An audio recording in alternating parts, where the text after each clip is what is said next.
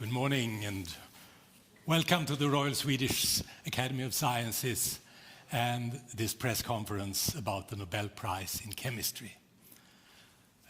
It's good to see so many familiar faces here also today, and let me also extend a special welcome to all of you who are watching this press conference on the internet or on TV. I'm Göran Hansson, Secretary General of the Academy, and with me today are two members of the Nobel Committee for Chemistry. On my right, Professor Pernilla Vittung-Stavsede, and on my left, Professor Peter Schonfey. The Academy met in session this morning, again, now to decide on the Nobel Prize in Chemistry, and we are now ready to announce the result to you and to the world. I will read the announcement, first in Swedish, then in several other languages. Professor Vittung-Stavsede will make some comments on behalf of the Nobel Committee, and Professor Schonfey will explain the discoveries behind the prize to us. This year's Nobel Prize is about an ingenious tool for building molecules. Årets pris handlar om ett genialt verktyg för att bygga molekyler.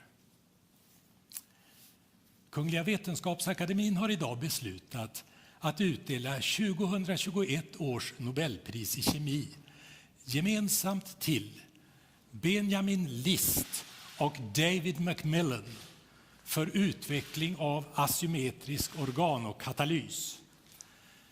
The Royal Swedish Academy of Sciences has today decided to award the 2021 Nobel Prize in Chemistry jointly to Benjamin List and David McMillan for the development of asymmetric organocatalysis.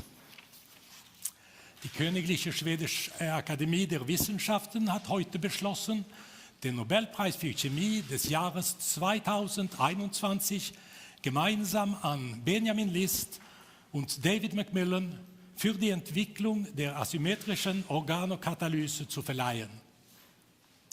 L'Académie royale des sciences de Suède a décidé ce jour d'attribuer le prix Nobel pour chimie 2021 conjointement à Benjamin List et David McMillan pour le développement d'organocatalyse asymétrique.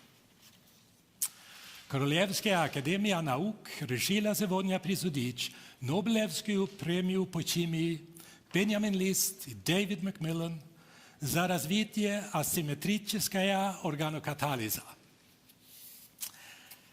That was the announcement, and now we have some biodata about the new Nobel laureates. Benjamin List was born in Frankfurt am Main in Germany in 1968. He got his PhD from the Goethe Universität in Frankfurt, and he made some of the key discoveries that are being awarded today when he was at the Scripps Research Institute in San Diego in the United States.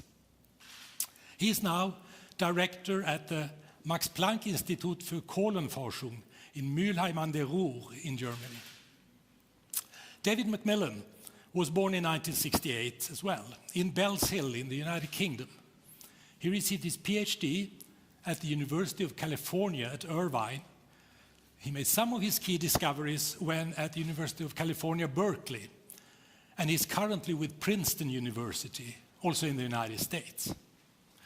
So with that, I'd like to ask Pernilla Vittung-Stavsede to make some remarks on behalf of the Nobel Committee. Pernilla. Thank you, Göran. I'm very honored to introduce this year's Nobel Prize in Chemistry. The prize is about making chemical molecules, and the laureates have developed a truly elegant tool for this, simpler than one could ever imagine. The world is full of molecules, from simple ones, such as the oxygen that we breathe, to complicated pharmaceuticals that cure diseases. Living organisms, like humans, are made up of an astronomical number of molecules of different complexity. In fact, all kinds of materials, plastics, perfume, food flavoring, batteries, drugs, are molecules. To make molecules, we need to link individual atoms together in specific arrangements.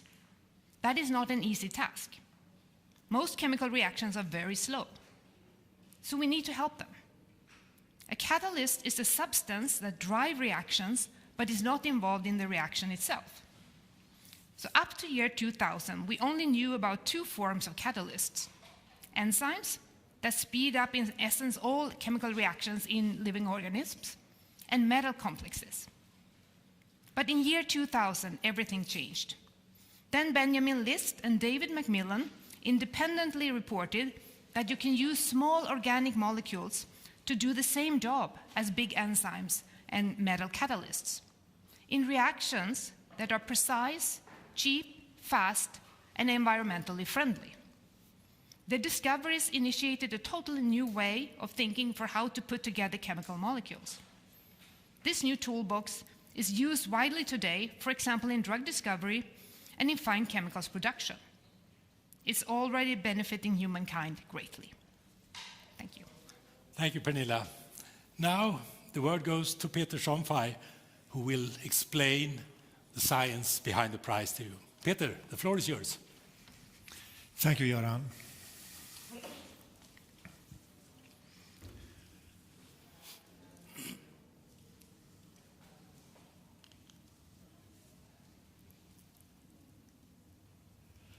Okay, so I would like to start to introduce you to one of my co-workers who is working all alone in his office one early morning. But please look carefully at the slide. Is he all alone? No, of course not. He's surrounded by friendly molecules, molecules that makes his coffee taste great, that keeps his food fresh, smoothing his skin. And as you probably can see from the picture, he's working on a very important press conference, so he's a bit stressed. So he also needs some molecules to relieve him from his headache. Now, some of these molecules are isolated from natural sources, others are man-made. And the question is, how do we make man-made molecules? Well, the answer is straightforward. We make them from simple building blocks and forging them together. But to be able to do that, we need two things. We need good and powerful reactions, and we need good methodology. And this year's prize is about the development of a new, powerful methodology for making organic molecules. Before we proceed to discuss the actual prize, there's one more thing we need to know about organic molecules. Some molecules are like our hands. They are non-identical mirror images of each other. So our hands, they are both hands, but they are not identical. They are simply mirror images of each other. And one such molecule, just to give you an example, is limonene. One mirror image of limonene smells like orange. The other one smells like lemon. Now, what does that really mean? It means that our bodies are capable of differentiating between the two mirror images. And if you don't believe me, I have the two different mirror images here, and you're welcome to smell them afterwards, and I can guarantee you that you will smell the difference. Now, if our bodies can differentiate between two such simple molecules, then of course it will be able to differentiate between the mirror images of drug molecules that can have a different physiological response. And it then becomes important to selectively be able to manufacture only one of the two possible mirror images. We have two techniques available for that. One is metal catalysis, and the other one is using enzymes. This year's prize is about developing a new methodology for selectively making one of the two possible mirror images of a molecule. And it is done by using designed small organic molecules, and it's referred to as asymmetric organocatalysis. It started by two key observations in the year 2000 made by this year's laureates, and I will discuss them separately. So Benjamin List started with a reaction that is known as the Aldol reaction.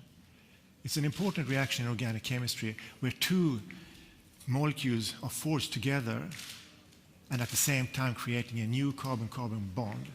And the two product molecules are formed as two different mirror images of each other, non-identical. Now, this reaction is ongoing constantly in our bodies, where it's catalyzed by an enzyme called aldolase A. Now, this is a huge enzyme consisting of about more than 350 amino acids, but it's only 3 amino acids that are responsible for the catalytic activity.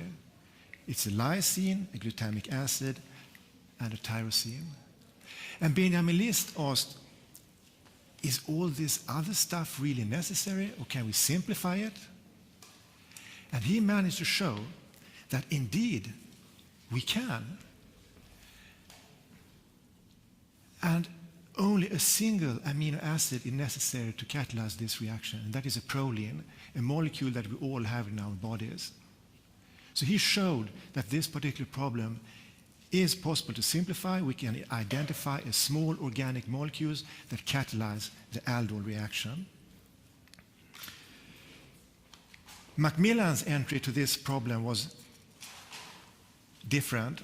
He was interested in a reaction that is called the Diels-Alder reaction, which is a very powerful reaction in organic chemistry where 2 molecules are forged together and forming a 6-member ring. And 6-member rings are ubiquitous structures in organic chemistry. They are everywhere in our bodies, in nature, everywhere. So it's an important reaction to make them.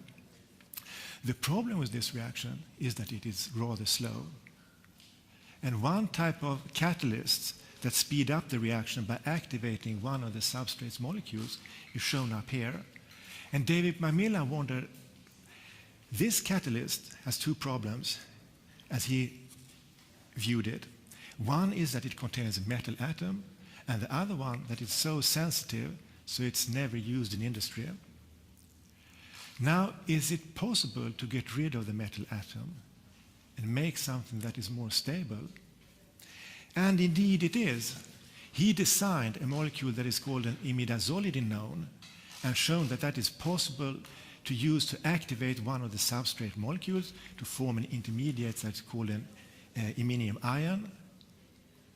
And then it's so activated so the reaction will proceed and we will form the product and preferentially one of the 2 possible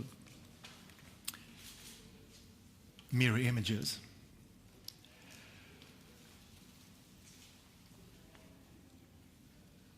This year's laureates showed that it is possible to design small organic molecules to act as asymmetric catalysts. They rationalized their finding, which is very important, and this resulted in an immediate response and activity from the scientific community. And as a result, today we have a large number of organic catalysts available, and we also have a large number of reactions which they catalyze. Now, what is the consequence of this? The consequence is that we now have a new powerful tool. New powerful tool available for making organic molecules. Compared to metal catalysis, organocatalysis is a more sustainable alternative. It has been estimated that catalysis is responsible for about 35% of the world's GDP, which is a pretty impressive figure. And then if we have a more environmentally friendly alternative, it's expected that that will make a difference. I will give you 2 examples of that. The first one is a molecule that is called Usaltamivir, which is the active ingredient in an antiviral drug of much current interest. The organocatalytic route to Usaltamivir consists of 5 reaction steps, while the current production route to this molecule consists of 12 reaction steps. And then we need to know that each reaction steps make an environmental impact, and it's important to reduce the number of steps it takes to make a molecule. So comparing 5 to 12, that is a significant difference. I will give you one more example, and that is the molecule strychnine. Now, as you all know, strychnine is a very poisonous molecule, and you would ask, naturally, who in the earth is interested in making strychnine? And the answer is, well, nobody, of course.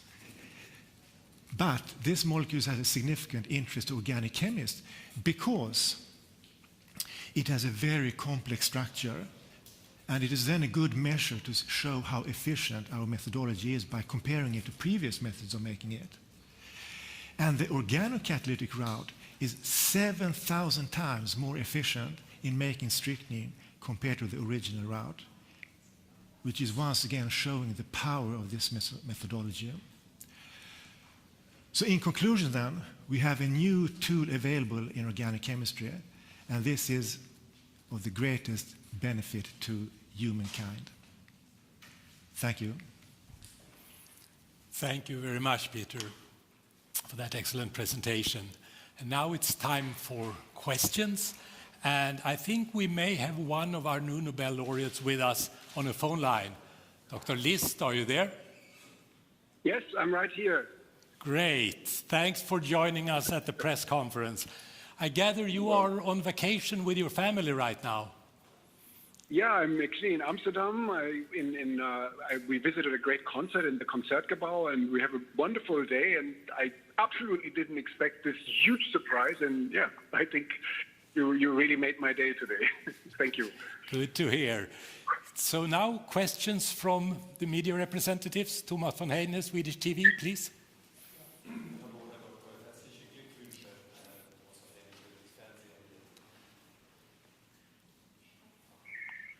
Sorry. Herzliche Glückwünsche, Herr Doktor. This is Swedish television. Oh, vielen Dank. Tack så mycket. We'll do it in English, I think that's required. Yeah. It says it's about 20 years ago that you found these catalysts. Could you briefly summarize where are you today in comparison to 20 years ago? Yeah, that's a very good question, because at the time, and sometimes people wonder, why does it take so long for a discovery to be recognized? And in this case, our early days catalysts were, in comparison to what we have, like maybe 1 million times less efficient. The real, in my opinion, the real revolution of what we have, of our discoveries, is only sort of surfacing now with these extremely reactive organocatalysts that can do stuff that you cannot do with enzymes or even with the most sophisticated metal complexes that people have developed before. So it's a matter of degree, but also a matter of sophistication, I would say. Great, thank you. So first the breakthrough and then continuous improvement and steps forward. Yeah, exactly. More questions? Yes, please. Gentleman from DPA. Dr. List, herzlichen Glückwunsch auch von der Deutschen Presseagentur. I do this in English. Vielen Dank. What was your first feeling when you got this famous telephone call from Stockholm this morning? I thought somebody's making a joke with me. I was sitting at breakfast with my wife, and sometimes she says, "Did you look at your phone if somebody calls from Sweden?" But today we didn't even make the joke, and we certainly didn't anticipate this, right? And then Sweden appears on my phone, and I look at her, she looks at me, and I run out of the coffee, and indeed, that was the amazing call. I mean, I don't know, it's hard to describe what you feel in that moment, but it was a very special moment that I will never forget, for sure. Thank you. David Keaton, Associated Press. Hello, David Keaton, Associated Press. Congratulations on this award. Professor, when these discoveries were made 20 years ago, did you realize immediately the impact that this would have?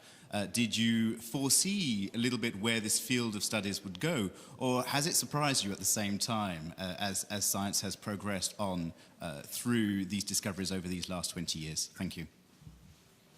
Yeah, thank you very much for the question. I mean, the thing is, I really felt at the time, I literally felt like I'm the only one working on this. And I didn't know that Dave, also in California, was also working on it. We didn't know from each other at the time. And when I did this experiment, I didn't know what would happen, and I thought maybe it's a stupid idea or somebody has tried it already. And then when I saw it worked, I did feel that this could be something big. That's certainly true. But That this would happen, of course, in that moment, no way. I didn't anticipate that. It's a great story when research at its best, when it's a sudden breakthrough here. Yes, more questions? Yeah. Yes, please. Congratulations on the prize. My name is congratulations on the prize. My name is Anneli Megner-Arn from Swedish TV4. I wonder, these organocatalysts, how does it work that they only make one of these mirror images and not the other? Yeah, that's a good question. I mean, this is a mystery that chemists and scientists in general have not been able to answer. Why in the world is biology single-handed? Why do we have this preference in nature? We don't know this. We don't know this until today. That's my honest answer. Sorry. But the molecules that we use, fortunately, we can use them from natural sources. So they have been made from biological organisms, and so they have that property that they have this handedness about them. And that's what we utilize and then in the catalysis, because this handedness is transferred in the catalytic reaction onto the substrates so that you get more of these handed molecules. Yeah, it's a great gift, I would say, that nature provides these molecules for us. Thank you. More questions? Yes, please, go ahead again, Anneli. Can I ask one more? I wonder what your favorite catalyst is, and also the favorite product, if you have any of those from your research. So my favorite catalyst, of course, has to be proline. That was my first realization and understanding, really, what organic molecules could do and the beauty of this molecule. And by the way, it's an edible molecule. So, of course, I already tried it. Even people use it as a food additive. I don't know why, but it's because we make it in our own body. It's completely harmless. It tastes slightly sweet, like my discovery back then, slightly sweet taste. I didn't know what would happen. But my favorite processes are, of course, what we do right now. Right now, this has advanced so tremendously that we have catalysts that do stuff that even enzymes couldn't do, and that really shocks me. And there are many reactions that we currently work on, and they're all my favorites. Thank you. Yes, please, gentleman over there.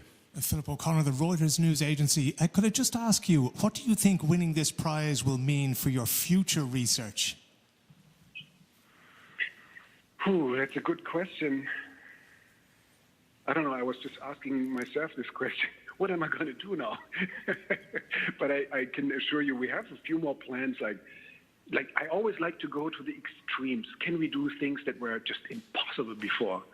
And I think this award, of course, gives me this even more of the freedom that I already enjoy as a Max Planck scientific member. We have the freedom really to do whatever we like to do research-wise.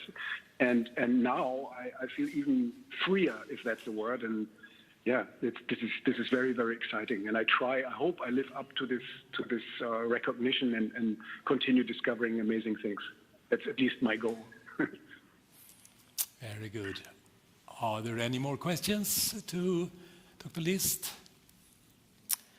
If not, thank you very much, Dr. List, for being with us at this press conference. And once again, congratulations to your Nobel Prize. Thank you so much. I'm deeply honored. Thanks. Bye-bye. Bye. And now, time for questions to the panel. Do you have any questions for us? Yes, please, David Keaton again. Go ahead. Thank you, David Keaton, Associated Press. One of the major breakthroughs in the last few years has obviously been the mRNA technology, science behind what has led to some of the drugs we're using that enable us to be all here today in this room. Obviously, I understand that you cannot talk about the other nominations and everything, but personally, from your own perspectives, the science that you've been reading over these past few years, when you've been coming across these papers, these scientific papers, Do you look and stop and think, this is maybe a future Nobel Prize for the years to come? Do you want to start, Pernilla? Should I answer that? Go ahead. Well, as you say, we can't comment on other people's nominations or possible prizes.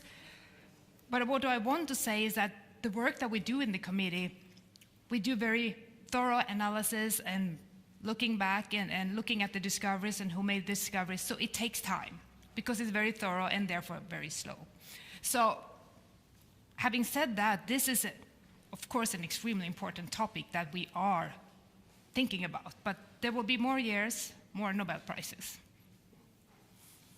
We've learned in the history of the Nobel Prize that it's best to be very careful and check under each and every stone rather than rush ahead. And that's part of what's built the legacy of the Nobel Prize to what it is now. So I think we'll continue in that way. So stay tuned for future Nobel Prizes. More questions?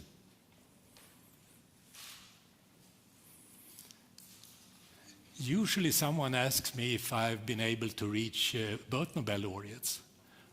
Interested? No.